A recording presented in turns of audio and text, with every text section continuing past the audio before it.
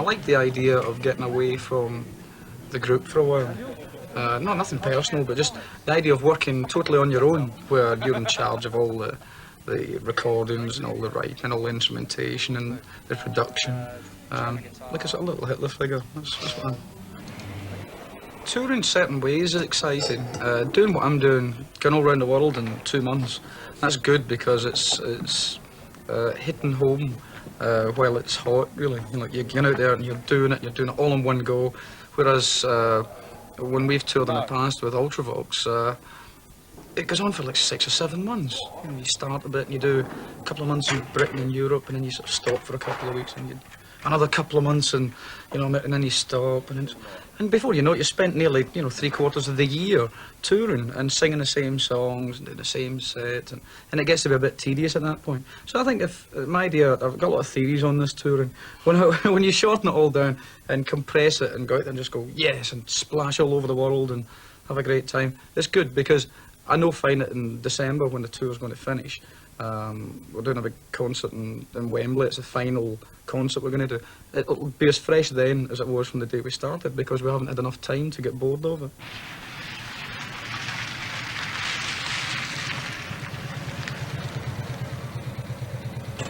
The disadvantages are, obviously, at all times you have to remember it's not your show. It is Midge Ure's show, and therefore you very much take second place. You're fitting in the spaces left by the main band in terms of time allocation, that kind of thing. Sound checks can vary from, might get anything up to an hour to no sound check, or the other night in the Dominion Theatre, it was so late that we barely had enough time to get the gear on stage and then play. We nearly hadn't got enough time to get it all on before we were due to actually go on. You do get nervous first gig, the first gig tour of the tour. That's always a bad one. I mean, our first ever show was with Tears for Fears, was in Brussels. That was the third ever gig you'd ever played in your life. Yeah, I've done a couple of local things before we were signed. And it was in front of how many? What was the audience? 3,500. And we just went on, and it was a nightmare. Horrible. Please let it finish. That's it for width. Take it in a bit. Yeah. Just drop it a bit.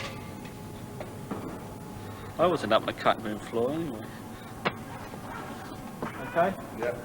Okay, next! What are the bits that you most enjoy about touring then?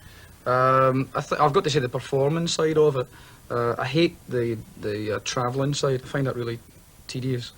Sit in a car for 5 hours like I did today. It's boring, because you can't do anything in a car. You sort of play about with the car phone and try and think of people to call up, and then you sort of put on a new compact disc and try and find a radio station somewhere up in the Pennines. It's not easy, But you get bored though. I find it very tedious. I like to keep myself occupied. So I drive most of the time. I quite enjoy that.